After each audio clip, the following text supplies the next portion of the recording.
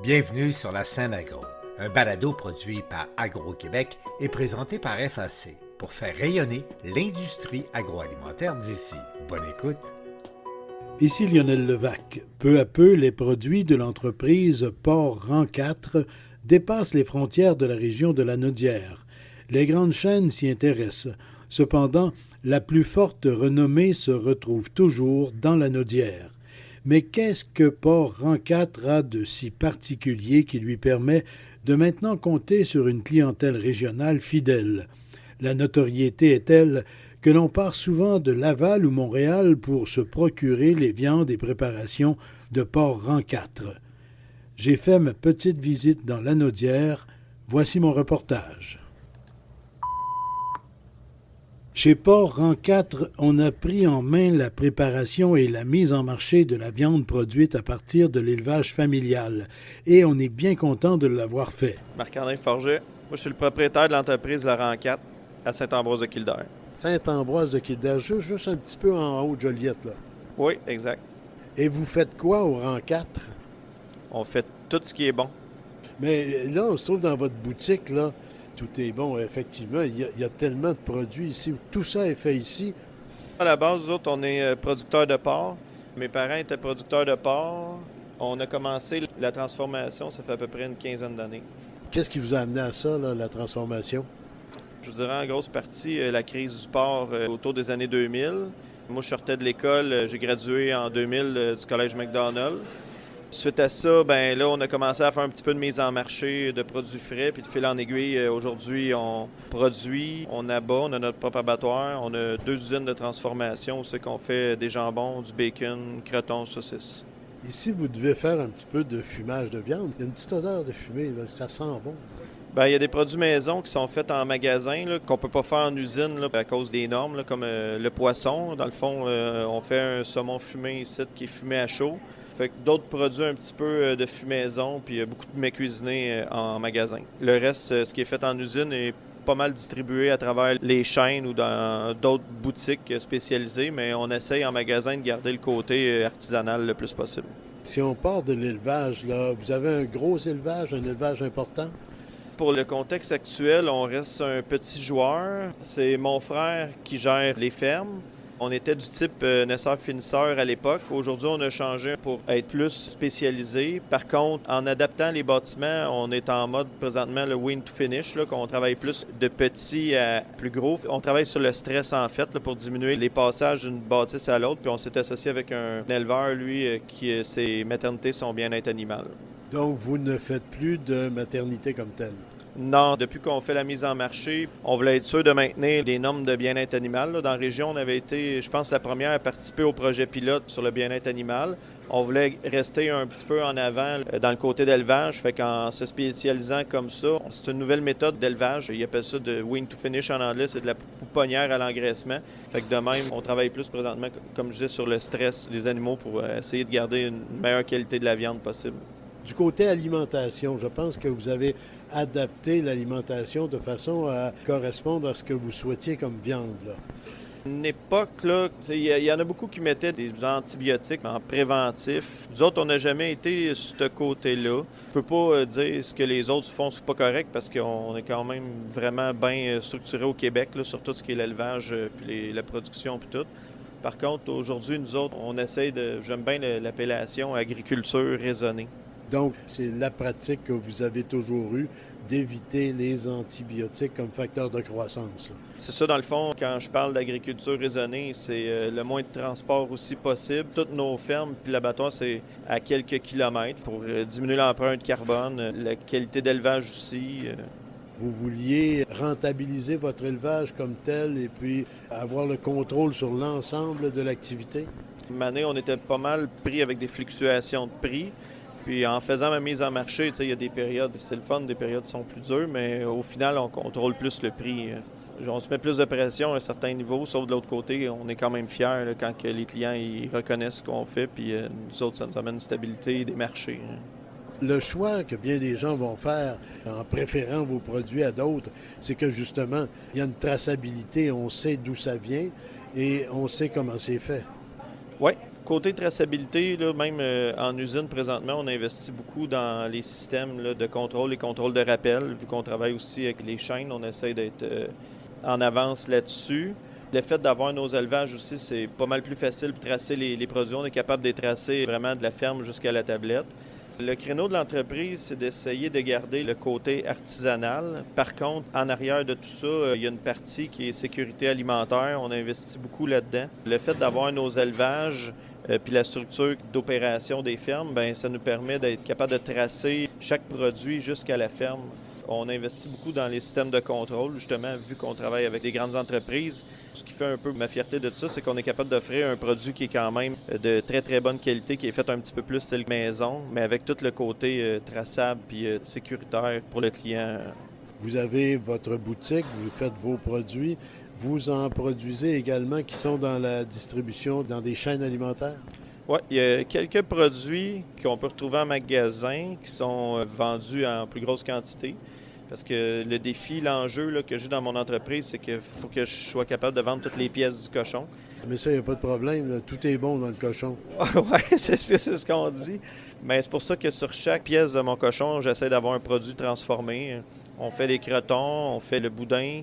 Notre gros vendeur, c'est le jambon blanc. C'est un jambon qui est fait à la main, qui est cuit dans son jus. Après ça, on a le bacon avec les flancs. Fait que tous ces produits-là sont vendus à grande distribution. Puis dans les magasins, on essaie de faire des produits qui sont un petit peu plus différents qu'on retrouve juste ici. On fait beaucoup de produits marinés. Ensuite, des produits cuits qu'on ne retrouve pas là, ailleurs, comme le boudin blanc. On fait une saucisse emmentale fumée là, qu'on ne retrouve pas en distribution, qui sont bien appréciés des clients. La clientèle, justement, vous êtes installé ici à quelques pas de Joliette, à Saint-Ambroise. Il y a du monde qui se déplace. C'est pour ça qu'on a une succursale à Mascouche. Il y a beaucoup de monde de Montréal, Laval qui se déplaçait, qui venait jusqu'à Joliette. Fait qu'on a cette succursale-là qui est accessible à ces gens-là là-bas. Saint-Ambroise, il y a beaucoup de touristes, le monde qui viennent en camping. Puis on a une succursale présentement à Sainte-Émilie-de-l'Énergie, là, qui est le dernier arrêt avant le lac Taureau. Puis la clientèle qu'on cible, puis ça, je suis quand même bien content de ça, c'est qu'on essaie de cibler les jeunes familles qui ont le souci de bien manger. Manger du produit de qualité qui est quand même accessif économiquement, là, qui n'est pas exorbitant au prix. On travaille beaucoup en usine là, sur la rapidité d'exécution puis nos coûts de production. Fait que on est capable d'offrir là, de ces produits-là à un prix qui est quand même concurrentiel. C'est intéressant. Là. C'est toujours ce que l'on vend soi-même qui est le plus intéressant. Là. C'est sûr qu'il y a des défis qui viennent avec ça. Là. Ça fait qu'il faut être bon dans plusieurs départements. Là. C'est pour ça que l'élevage, c'est plus mon frère qui s'en occupe. Les magasins, c'est ma conjointe Nancy qui gère les 3 magasins puis les produits qu'il y a sur place. Puis moi, je suis plus au niveau de la production, là, côté abattage, désosage, puis transformation, puis mise en marché. Je fais ici une petite pause dans ma discussion avec Marc-André Forget pour, j'oserais dire, me téléporter de Saint-Ambroise de Kildare à Mascouche. Nancy Mayotte. Je suis la propriétaire du marché du Rang 4 à Saint-Ambroise et à Mascouche. On se trouve actuellement dans la boutique, dans le marché de Mascouche. On retrouve les mêmes choses essentiellement qu'à Saint-Ambroise. Oui, les produits du Rang 4 sont mis à l'honneur ici autant qu'à Saint-Ambroise. Le fait que vous ayez quelques boutiques, dont Saint-Ambroise et Mascouche, qui sont vos principales, je pense. Vous en avez une autre, hein? Une autre, le Bonichois à Sainte-Émilie-de-l'Énergie, qui est plus une épicerie qu'on inclut les produits du Rang 4 dedans. C'est intéressant pour vous, justement, d'avoir différents points de vente là, dans la région. Là. Oui, on peut atteindre plusieurs personnes, plusieurs clients à travers le Québec, plus loin. Les clients sont contents de pouvoir se déplacer près de chez eux, dans le coin de Mascouche, dans le coin de Sainte-Émilie, Saint-Zénon. Vous vous rapprochez de votre clientèle. Là. Ici, Mascouche, on n'est pas loin de Laval, on n'est pas loin de Montréal, etc. Là. Laval, Montréal, une clientèle cible plus de la ville. Nous, la porcherie est plus située à Saint-Ambroise. Fait que oui, ça nous permet d'avoir un plus grand territoire. Je sais qu'à la boutique de Saint-Ambroise, le jambon blanc, c'est un gros succès. C'est aussi bon ici. Oui, effectivement, le jambon blanc est vraiment très en demande. Oui. Quelqu'un qui veut essayer 3 de vos produits, là, vous suggérez quoi, là? Oui, bacon. Le bacon du Rang 4 est excellent. Le croton du Rang 4 et le jambon blanc, effectivement, pour les sandwichs, c'est un très bon produit. Merci beaucoup. Merci à vous. De retour à Saint-Ambroise, je reprends ma discussion avec Marc-André Forget. Là, si on parle d'agrotourisme, les gens souvent aiment faire une promenade, trouver des endroits où se procurer des produits particuliers. On n'est pas loin de Montréal, on n'est pas loin de Laval, on est quand même à proximité de bassins de population importants. Ça peut être un circuit intéressant de passer dans une de vos boutiques, que ce soit à Mascouche, ici, ou à Sainte-Émilie, et inscrire ces emplacements-là dans un itinéraire touristique, entre guillemets. Oui, tout à fait. Premièrement, moi, je considère que la région de la Nodière est remplie de ce type d'entreprise-là. Tu sais, on a des vignobles, des fromageries, puis d'autres transformateurs de porc aussi qui sont renommés dans la région, là. Mais c'est sûr que faire un arrêt dans une de nos 3 boutiques, je pense que ça peut être une belle occasion de venir découvrir les produits qu'on a. Puis on a aussi beaucoup de produits du terroir, nous autres, en magasin. Ce qu'on essaie de faire aussi, c'est de se démarquer. On travaille beaucoup sur l'expérience client. On veut que les clients, quand ils viennent chez nous, ils voient des produits qu'il n'y a pas nécessairement ailleurs ou dans les grandes chaînes. Puis qui viennent vivre une expérience avec notre personnel. Puis en magasin, on travaille beaucoup avec nos cochons, là. C'est ludique, c'est le fun. On essaie d'emmener un petit peu de l'humour là, dans nos boutiques. Un peu d'humour, là. Je vois un produit ici, là, Tante Ginette. Oui, c'est une de nos employés, ça, Tante Ginette. C'est la gamme de produits de prêt-à-manger. On l'a fait avec un peu un trait là, des années 50-60. Dans notre famille cochon, on a le papa cochon, on a les tranches de bacon, que c'est les cousins. On a l'arrière-grand-père qui fait les produits séchés. Tante Ginette, elle, c'est plus les mets cuisinés. Fait que c'est toute une famille, notre famille de cochons. Notre jambon blanc, c'est notre cousin français. Fait que, mais il est quand même devant le stade olympique à Montréal. On est fiers d'être au Québec. Fait que, il y a une histoire en arrière de chaque produit qu'on fait. C'est bien vrai, plusieurs histoires et beaucoup d'humour inspiré du chiffre 4. Monsieur Forget, est-ce que ça serait exagéré de dire que vous êtes un peu obsédé par le chiffre 4? Ouais. Ben, c'est nos racines. Le rang 4, c'est où qu'on habite, c'est de où qu'on vient. Et en parallèle à ça, vous utilisez le chiffre 4 dans différents produits. Il n'y a pas un pâté, là, entre autres? Ben oui, notre fameux pâté aux 4 poivres. Ben, je ne sais pas s'il y a seulement 4 grains de poivre ou 4 sortes de poivres, mais il est aux 4 poivres. Un peu relevé, là. Ouais. Vous avez même fait une chanson en utilisant le chiffre 4. Oui, c'est un futur succès, c'est 4 tranches de bonheur. Si vous me suppliez, je pourrais vous la faire écouter. Je vous supplie. Ah, c'est bon, je vais vous montrer ça. Je voyais passer l'heure et pensais qu'à mon bonheur. 4 tranches de bonheur, j'y pense depuis tout à l'heure.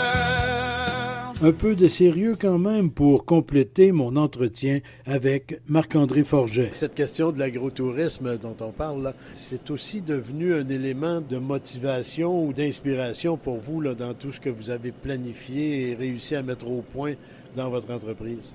Oui, autant chez nous que dans d'autres de mes clients, parce que moi, j'ai commencé à faire ma mise en marché il y a une quinzaine d'années.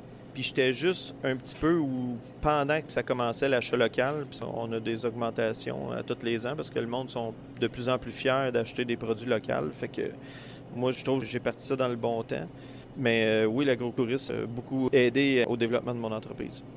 Mettez-vous dans la peau de quelqu'un qui est parti de Montréal, qui se dit je vais aller faire un petit tour dans la Nodière, qui se retrouve ici à la boutique. Là.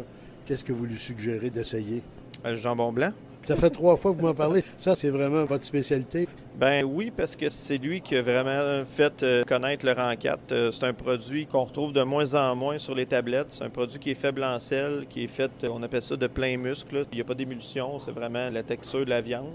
C'est un produit qui est bon à l'année, fait que c'est le jambon blanc, je vous dirais, qui a été le premier coup de cœur de ma clientèle.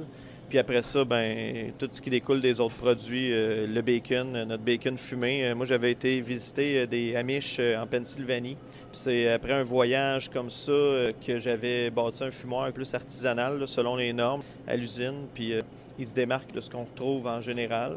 Puis après ça, il y a nos produits plus cuits, là, comme les terrines, les crotons, là, qui sont aussi des bons vendeurs, des incontournables là, pour les brunchs du dimanche matin.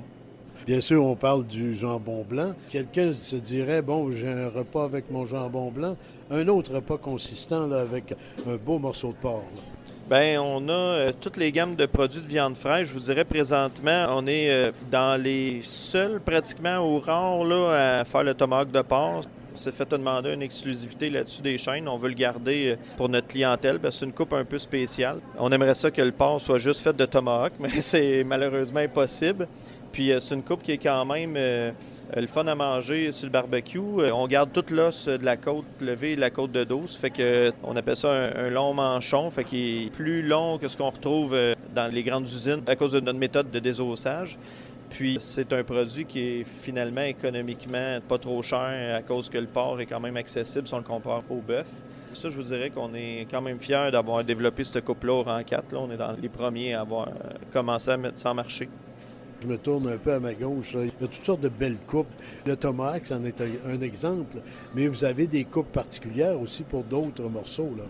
Oui, on a travaillé un bout de temps sur le secreto. Savez-vous c'est quoi le secreto? Non, là, vous allez me le dire, parce que je le sais pas. Ah, ben c'est un secret.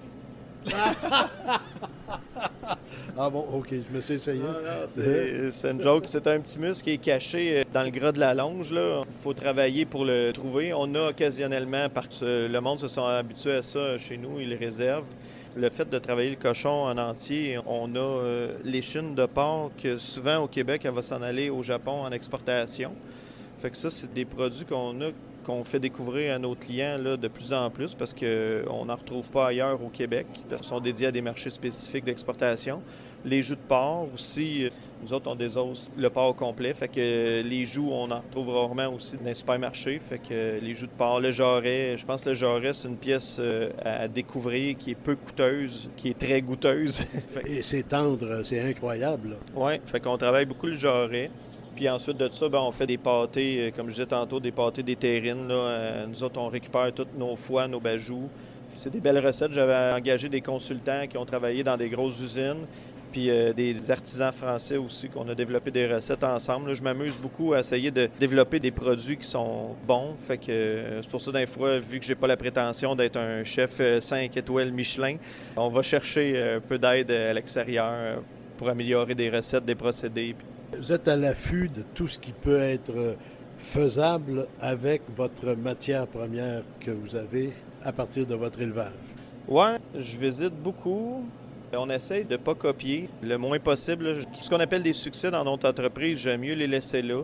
Je pense qu'au Québec, on est peu de joueurs pareils, c'est difficile. Puis je pense que tout le monde a intérêt à développer son créneau.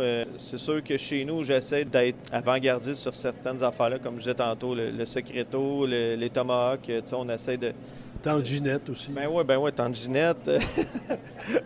Fait que non, c'est ça. Puis après ça, on est passionné. Fait que je regarde beaucoup, je suis beaucoup de chefs cuisiniers sur Internet.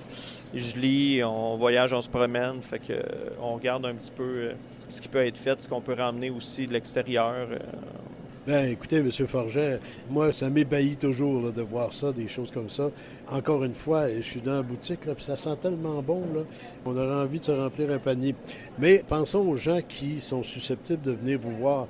On le disait un petit peu tantôt, là, une petite promenade, une petite sortie, un petit peu d'agro-tourisme, entre guillemets, un arrêt parmi d'autres, bien sûr, possiblement, mais ici, immanquablement, aux différentes boutiques du rang 4, là, c'est vraiment incontournable. C'est un arrêt obligatoire. Oui. Bien, M. Forget, merci beaucoup. Puis bonne saison touristique. Ça va être un peu plus intense là, à partir des prochaines semaines. Mais quand même, il faut le dire, vous autres, tout ça, vous le faites à l'année. Dans le fond, chaque période a son haut et son petit bas. En boutique, c'est sûr, l'été, le barbecue bat son plein, la rentrée scolaire. Ensuite de ça, il y a Noël. En usine, il y a le Noël chinois qui est fin janvier. C'est un bon marché pour moi à Montréal. Après ça, on a Pâques, la Saint-Valentin. Puis le barbecue recommence en mai. Fait que on s'y est occupé à l'année. Bonne continuation pour tout ça. Bien, merci beaucoup. Et un bon sandwich au jambon, rang 4, le jambon blanc probablement, au bureau, à l'usine ou au volant. 4 tranches de bonheur, j'y pense depuis tout à l'heure. 4 tranches de bonheur, le jambon en 4, c'est du bonheur. Au revoir. Vous avez aimé ce contenu? Suivez la scène agro pour rester à l'affût de l'actualité agroalimentaire. Merci et à bientôt.